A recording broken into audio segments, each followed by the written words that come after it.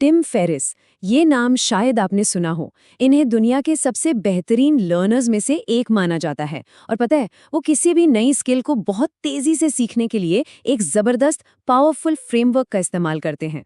तो आखिर उनका सीक्रेट है क्या? ये एक 4 स्टेप का फ्रेमवर्क है जिसे आज हम अनलॉक करने वाले हैं। हम सबके साथ होता है ना? चाहे पब्लिक स्पीकिंग सीखनी हो, कोई नई भाषा या कोई भी बड़ा लक्ष्य। शुरुआत में ऐसा लगता है जैसे जानकारी के एक समुंदर में डूब रहे हैं। बहुत ओवरवेलमिंग फील होता है। पर सोचिए, अगर कोई ऐसा तरीका हो, एक आजमाया हुआ सिंपल सा फॉर्मूला जो इस पूरी प्रोसेस को बदल दे। इसे कहते हैं DSS फ्रेमवर्क। चलिए इस कमाल के फ्रेमवर्क के राज से पर्दा उठाते हैं। तो आज हम DSSS फ्रेमवर्क की पूरी ताकत को समझेंगे। हम इसके हर एक स्टेप को बारीकी से देखेंगे। डिकंस्ट्रक्ट, सेलेक्ट, सीक्वेंस और स्टेक्स। और फिर कुछ एक्सपर्ट लेवल टूल्स भी जानेंगे जो सीखने की रफ्तार को सुपरचार्ज कर सकते हैं। तो ये DSSS फ्रेमवर्क आखिर है क्या? इसे ऐसे समझिए कि ये किसी भी स्किल को तेजी से सीखने के लिए आपका पर्सनल रोड मैप है। इसका मतलब है डिकंस्ट्रक्ट, सिलेक्ट, सीक्वेंस और स्टेक्स।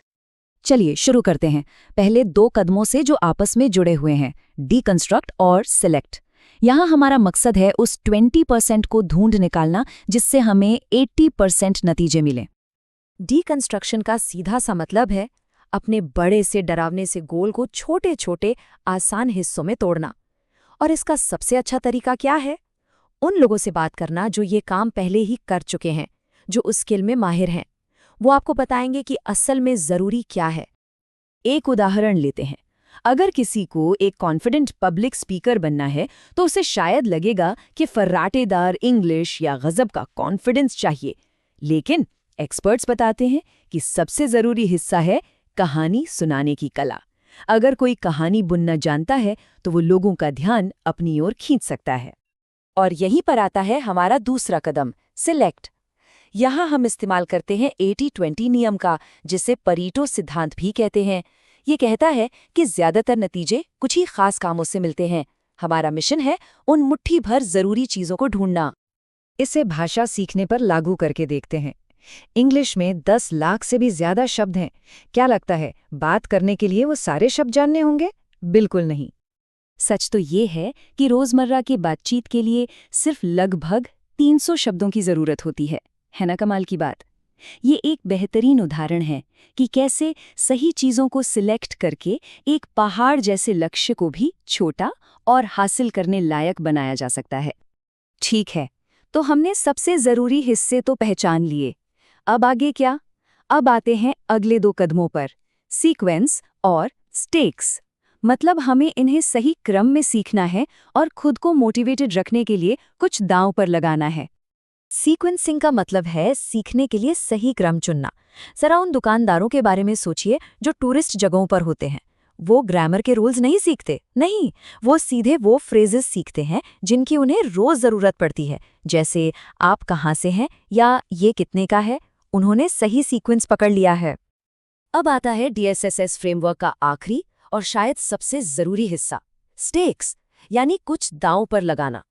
क्योंकि जब असल में काम करने की बारी आती है तो डर लगना, टालमटोल करना बहुत स्वाभाविक है। बिना किसी दांव के हम अक्सर हार मान लेते हैं। तो स्टेक्स कैसे बनाएं? आप पैसे दांव पर लगा सकते हैं या अपनी इज्जत। ये मानकर चलना कि आप शुरू में गलतियां करेंगे और हो सकता है लोग आप पर हंसे भी, पर आप फिर भी करेंगे। और यकीन मानिए, असली ग्रोथ यहीं से होती है। DSS फ्रेमवर्क तो सीखने के लिए है ही कमाल का, लेकिन टिम फेरिस जिंदगी में बेहतर फैसले लेने के लिए कुछ और छोटे छोटे पर बहुत पावरफुल फ्रेमवर्क्स भी शेयर करते हैं। चलिए उन पर भी एक नज़र डालते हैं। जिंदगी में अक्सर ये सवाल सामने आता है ना कि कौन से नए काम को हाँ कहें और किसे ना। इसके लिए एक बहुत ही सिंपल सा फ्रेमवर्क है।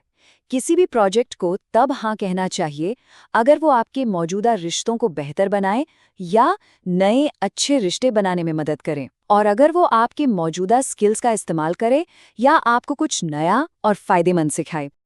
एक सलाह जो हम सबने सुनी है, अपने पैशन को फॉलो करो। लेकिन क्या ये वाकई में सबसे अच्छी सलाह है? टिम फेरिस का मानना है कि पैशन से ज़्यादा एनर्जी पर ध्यान देना चाहिए। खुद से पूछिए, क्या कोई काम आपको एनर्जी देता है या आपकी सारी एनर्जी खींच लेता है? क्या आप उसे घंटों तक कर सकते हैं? इन सवालों के जवाब आपको उस दिशा में ले जाएंगे जो आपके लिए वाकई मायने रखती है। और आखिर में एक बहुत पावरफुल आइडिया, रिलेशनशिप इन्वेस्टमेंट। हम सब नए नए कनेक्शंस बनाने के पीछे भागते हैं, लेकिन असली फायदा कहाँ है? असली फायदा है अपने सबसे ज़रूरी 5-10 मौजूदा रिश्तों में अपना समय और एनर्जी लगाने में। तो हमने काफ़ी कुछ समझ लिया है। अब इन सारी बातों को एक साथ जोड़ते हैं और देखते हैं कि इसे अपनी ज़िंदगी में असल में लागू कैसे करना है। तो एक बार फटाफट से DSSS फ्रेमवर्क को दोहराते हैं। पहला, डीकंस्ट्रक्ट, स्किल को उसके मुख्य हिस्सों में तोड़िए। दूसरा, सेलेक्ट, 80-20 नियम का इस्तेमाल करके सबसे ज़रूरी हिस्सों को चुनिए। तीसरा, सीक्वेंस, उन्हें सीखने के लिए सबसे सही क्रम में लगाइए। और आखिर में, स्टेक्स, खुद को एक्शन लेने पर मजबूर करने के लिए कुछ दांव पर लगाइए। ये एक सिंपल लेकिन यकीन मानिए बहुत ही पावरफुल तरीका है। तो अब सवाल ये है, वो कौन सा एक स्किल है जिसे आप इस फ्रेमवर्क का इस्तेमाल करके सबसे पहले सीखना शुरू करेंगे? आज ही सोचना शुरू कीजिए।